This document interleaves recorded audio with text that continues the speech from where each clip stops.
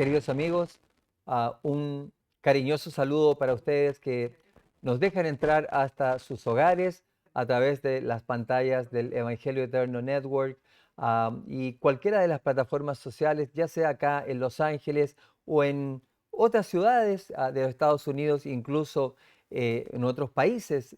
A través del Internet se puede llegar a prácticamente todos los rincones de este globo terráqueo. Una vez más, un cariñoso abrazo para todos ustedes. Este es el programa Pasajes y Personajes de la Biblia. Soy su servidor, el pastor Washington Villarroel, y vamos a ir para no aprovechar al máximo los minutos que tenemos de estudiar pequeña parte de la Biblia donde extraemos siempre o tratamos de extraer alguna enseñanza para todos nosotros. El título para este programa es La traición de Judas.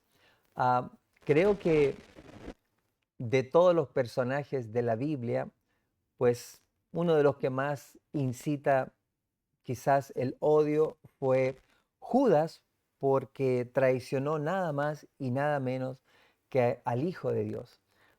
Lo traicionó, lo vendió, lo entregó, lo pisoteó. ¿Qué fue lo que no hizo con el Señor Jesús? A pesar de que también hay muchos otros personajes que también fueron muy, muy malos.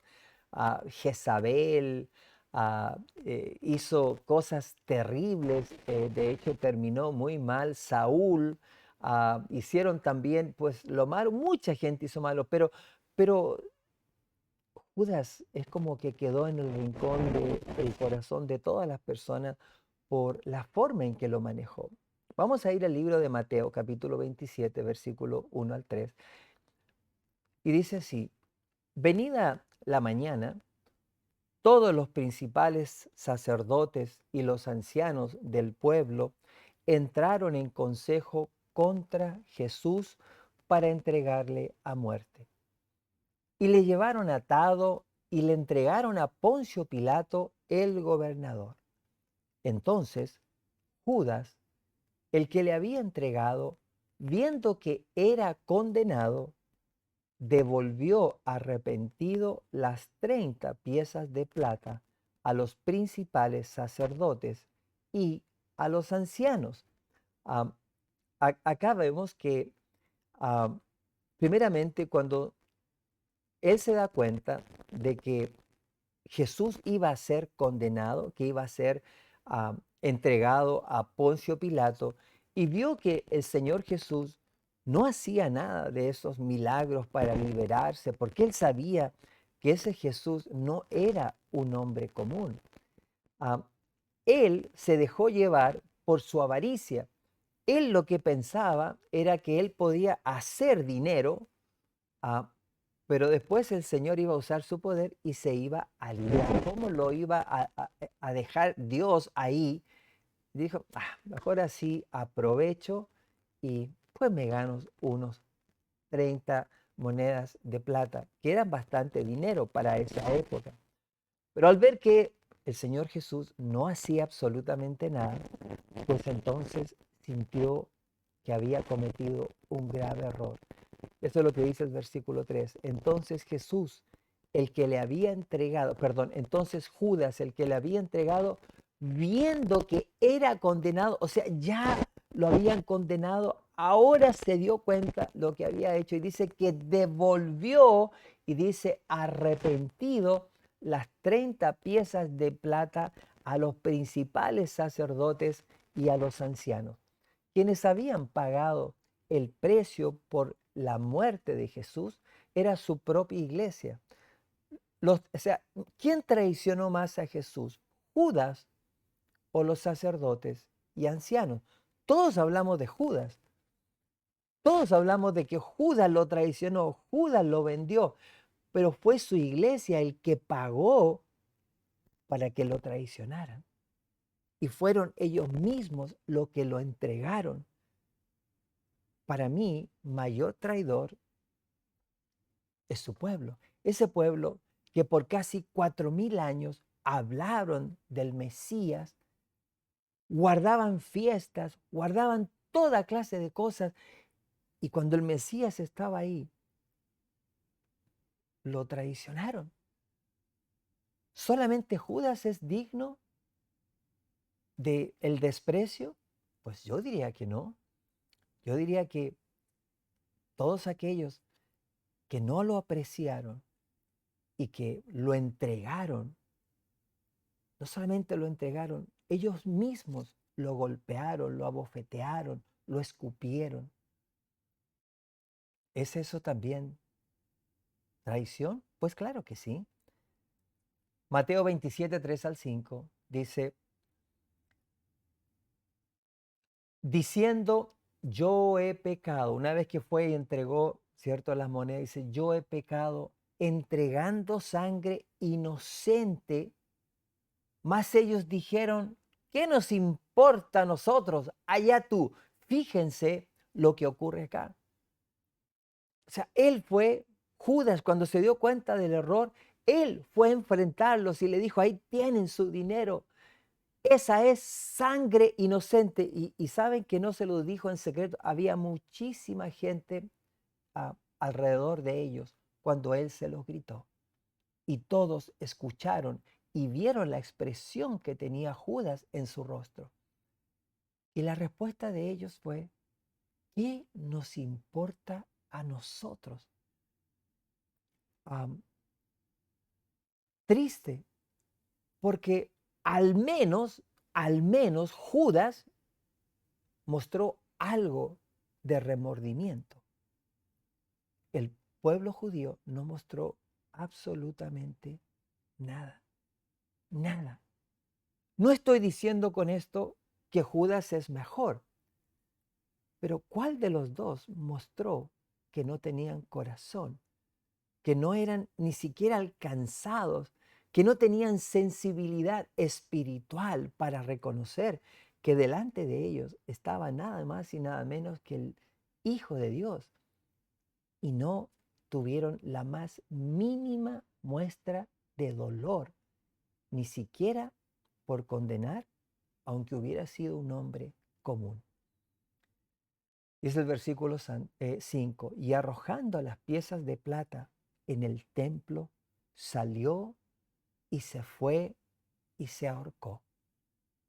Aquí está la parte más triste de todas. Ese hombre, Judas, fue el único de los 12, perdón, que no fue llamado por Jesús, sino que él mismo fue y se ofreció al Señor Jesús para que lo pudiera seguir. Y saben que lo primero que el Señor Jesús le dijo a Judas, no le dijo, Judas, ven, sígueme, únete. Le dijo, ¿sabes que el Hijo del Hombre no tiene ni siquiera dónde recostar su cabeza? ¿Por qué le habrá dicho así? Obviamente porque Judas estaba buscando la manera de sacar partido monetario de seguir a Jesús. Y el Señor Jesús leyó su corazón y le dijo lo que él tenía que escuchar. Pero él siguió adelante y tuvo la oportunidad de conocer a Jesús. De hecho, llegó a amar a Jesús. No es que no lo haya amado, sí lo amó. Lo triste es que amó más el dinero que a Cristo. Y eso fue lo que finalmente lo condenó. Nos dice Mateo 27, 3, 5, dice que Judas dijo, yo he pecado entregando sangre inocente. Él reconoció que el Señor Jesús era inocente. Lo dijo delante de todos y arrojó las piezas de plata en el templo y los sacerdotes ni siquiera ni se inmutaron. No hicieron absolutamente nada. Dice, y después, versículo 7, y después de consultar, compraron con ellos el campo del alfarero para sepultura de los extranjeros, por lo cual el campo se llama hasta el día de hoy campo de sangre. Cuando ellos entregaron, me faltó creo que el versículo 6 para que podamos entender. Vamos a leer el 6. Después que él se ahorcó, los principales, dice, sacerdotes, tomando las piezas de plata, dijeron, no es lícito echarlas en el tesoro de las ofrendas porque es precio de sangre. Estaban preocupados de las cosas más ridículas y no estaban preocupados de lo que realmente tenía valor. No podemos ah, echar eso en las ofrendas porque están manchadas, es precio de sangre. Sí, la sangre del Señor Jesucristo, la sangre que ellos deberían haber amado porque representaba la expiación, representaba ese cordero que ellos sacrificaban todos los días, 2 veces al día, en la mañana y en la tarde. Pero no se dieron cuenta. La ceguera espiritual fue tan grande que no entendían. Y cuando les devolvió el dinero, ellos mismos dijeron, no es lícito echarlos en el tesoro de las ofrendas porque es precio de sangre. Sí, la sangre de Cristo, la sangre que expía y perdona el pecado del mundo. Entonces ellos dijeron, como no lo podemos hacer ahí, lo que vamos a hacer es, y después de consultar entre ellos, compraron con ellas el campo del alfarero para sepultura de los extranjeros. Así que 30 monedas de plata era una cantidad bastante deseable porque se pudieron comprar un campo y con eso lo transformaron en sepultura. Dice, por lo cual aquel campo se llama hasta el día de hoy campo de sangre. Así se cumplió lo dicho por el profeta Jeremías cuando dijo, y tomaron 30 piezas de plata, precio del apreciado según precio puesto por los hijos de Israel, y las dieron para el campo del alfarero, como me ordenó el Señor. Todo lo que pasó con el Señor fue escrito con anticipación. Todo lo que ocurrió en la crucificación fue predicho y fue profetizado. Toda su muerte, las cosas que ocurrieron, eh, están escritas en el Antiguo Testamento, lo que muestra que ese hombre que los judíos hasta el día de hoy ah, rechazan, estaba profetizado en sus propios escritos, que no sé por qué hasta el día de hoy no los han podido descubrir. ¿O será que los descubrieron y no lo quieren aceptar? De cualquier forma, ya está hecho. En el libro Primeros Escritos, la sierva del Señor dice lo siguiente: Judas se vio invadido de amargo remordimiento y vergüenza por su acto de traición al entregar a Jesús. Y al presenciar las crueldades que padecía el Salvador, quedó completamente abrumado. Yo creo que él pensó que el Señor lo van a llevar y después ¡bum!, en el camino se iba a desaparecer y él se iba a quedar con 30 monedas de plata y el Señor libre. Pero cuando se dio cuenta que estaba ahí, lo tenían preso con cadenas como si fuera un criminal, como si fuera un malhechor, cuando él siempre estuvo en plena luz, habló a plena luz, predicó a plena luz. No era necesario ir a apresarlo con palos y cadenas como si fuera un asesino, pero así lo quisieron ellos. Y lo empezaron y lo maltrataron de tal forma que hasta el propio Judas se sintió abrumado. Dice, había amado a Jesús, pero había amado aún más el dinero. Ese era el problema que tenía Judas. No había pensado que Jesús pudiera consentir en que lo prendiese la turba que él condujera. Había contado con que haría un milagro para librarse de ella, pero al ver en el patio del tribunal a la enfurecida multitud, sedienta de sangre, sintió todo el peso de su culpa. Y mientras muchos acusaban vehemente a Jesús, precipitóse él por en medio de la turba, confesando que había pecado al entregar la sangre inocente. Ofreció a los sacerdotes el dinero que le habían pagado y les rogó que lo dejaran libre a Jesús, pues era del todo inocente. Por breves instantes, el disgusto, esto está en la historia de la redención, capítulo 28, dice, el disgusto y la confusión mantuvieron en silencio a los sacerdotes. No querían que la gente se diera cuenta de que habían contratado a uno de los profesos seguidores de Jesús para que lo traicionara y entregara en sus manos. Querían ocultar el hecho de que habían buscado al Señor como si fuera un ladrón y lo habían prendido en secreto.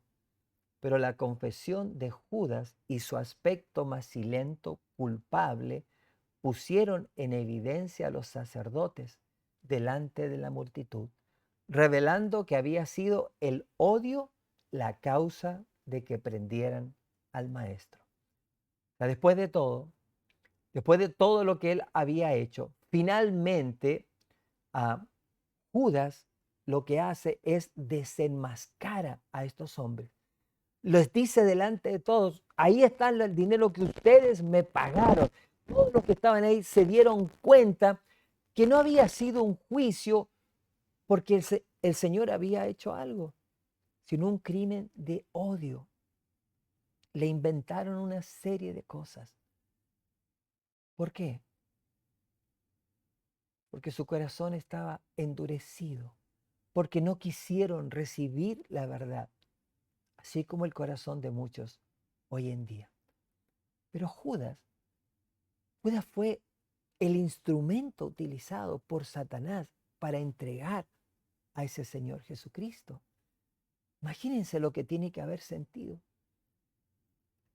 Ahora le pregunto, ¿cree usted que si Judas se hubiese arrepentido, el Señor lo hubiese perdonado? ¿O será que Judas cometió el pecado imperdonable? ¿Pudo el Señor decirle a Judas, Judas, no importa que me entregaste, lo importante es que ahora tú entregues tu corazón? ¿Será que Judas podría haber recibido una oportunidad? Pues yo creo que sí. El Señor iba a morir igual, e iba a morir por todos nosotros. Claro, murió por causa de su traición, pero Él tuvo la oportunidad como la tuvo Pedro. Pedro también lo traicionó y el Señor sabía que lo iba a traicionar. Y Pedro también, pues se sintió malísimo. Solo que los dos hicieron cosas muy diferentes cuando vieron el resultado de esa transgresión. Dice la historia de la redención, capítulo 28, mientras Judas afirmaba en alta voz que Jesús era inocente, los sacerdotes replicaron, ¿qué nos importa a nosotros? Allá tú. Tenían a Cristo en sus manos y estaban decididos a no soltarlos. Judas, abrumado de pesar, arrojó el dinero que ahora despreciaba a los pies de los que lo habían contratado e impulsado por la angustia y el horror, salió y se ahorcó. Así es, se ahorcó. ¿Por qué se ahorcó? ¿Por qué no hizo lo que Pedro hizo? Los dos hicieron una traición. Mira lo que dice Mateo 26, 69 al 72. Pedro estaba sentado afuera en el patio, dice, y se le acercó una criada, diciendo, tú también estabas con Jesús el Galileo. Mas él negó delante de todos, diciendo, no sé lo que dices. Saliendo él a la puerta, le vio otra y le dijo a los que estaban allí, también este estaba con Jesús el Nazareno. Pero él negó otra vez con juramento, no conozco al hombre. Lo negó. Le dijo que no lo conocía, que no era seguidor de él. ¿Esto no es una traición? Por supuesto que es una traición. Es negarlo.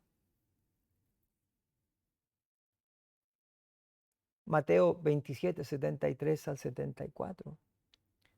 Un poco después, acercándose, los que por allí estaban dijeron a Pedro, verdaderamente también tú eres de ellos. Porque aún tu manera de hablar te descubre. Ellos tenían una manera de hablar diferente. ¿Por qué? Porque habían aprendido de Jesús y Jesús había refinado su carácter, su forma de decir las cosas y todos lo reconocían. Pero entonces para mostrarle a todos los demás que Pedro no era de ellos, dice que comenzó a maldecir y a jurar, empezó a utilizar malas palabras, volvió a ser el pescador en vez de el pescador de hombres en el cual el Señor lo había transformado. Lo traicionó, lo negó. Dice, no conozco al hombre. Mintió y enseguida cantó el gallo, como el Señor Jesús se lo había profetizado. Entonces, Pedro se acordó de las palabras de Jesús, que le había dicho, antes que cante el gallo, me negarás 3 veces.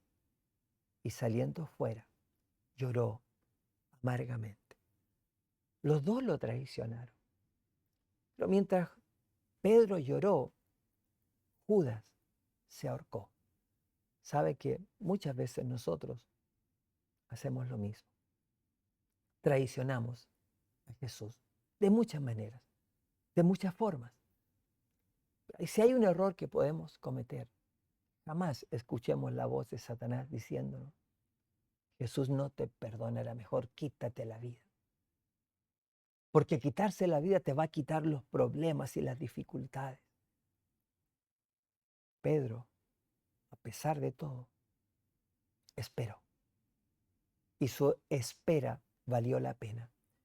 La sierva del Señor nos dice en Conflicto y Valor, noviembre 11, dice, cuando el canto del gallo le hizo recordar las palabras de Cristo, sorprendido y emocionado por lo que acababa de hacer, se volvió y miró a su maestro. Justamente en ese momento en que lo negaba, lo iban llevando al Señor Jesús y sus ojos se encontraron. En ese momento Cristo miró a Pedro y éste se comprendió a sí mismo ante la triste mirada en la que se mezclaba la compasión y el amor hacia él. El amor de Jesús es un amor inexplicable. Si nosotros nos hacen la menor cosa, nosotros nos molestamos y nos enojamos. Pero él lo miró lleno de compasión. Yo creo que Judas hubiera recibido la misma mirada si él hubiera quedado ahí y con su mirada le hubiera suplicado el perdón. Pero escuchó al enemigo. Salió, dice, y lloró amargamente, pues aquella mirada de Cristo quebrantó su corazón. Entendió lo que el Señor Jesús era cuando le dijo que él lo iba a hacer. Y él le dijo, yo no lo voy a hacer. Pedro había llegado al punto de la conversión y amargamente se arrepintió de su pecado. Entonces desapareció su confianza propia. Ese es el secreto de lo malo en nosotros. Nunca más se repitieron sus antiguas aseveraciones jactanciosas. Pedro cayó debido a su deficiencia propia y fue restablecido de nuevo debido a su arrepentimiento y humillación. Ahí está la clave. Verdadero arrepentimiento, verdadera humillación. Y todos podemos volver al Señor Jesús. La palabra de Dios nos dice que toda blasfemia al Señor Jesús no será perdonada si realmente viene del corazón. Todo pecador arrepentido puede encontrar estímulo en el relato de este caso. No se estimule leyendo la historia de Judas. Mucha gente hoy se quita la vida, desesperado, solo, sintiéndose sin salida. No escuchen, no seamos como Judas. Aunque estemos en medio del dolor, de la desesperación, esperemos, porque en algún momento los ojos de Jesús nos pueden mirar. Cuando eso ocurra, las cosas pueden cambiar en forma abrupta. Y lo que hoy nos causa desesperación, mañana nos causará esperanza. Que el Señor pueda hacer el milagro que necesita hacer en nosotros y que nuestro corazón y nuestros ojos lo busquen a Él, aún en medio del dolor. Dios te bendiga, hoy y siempre.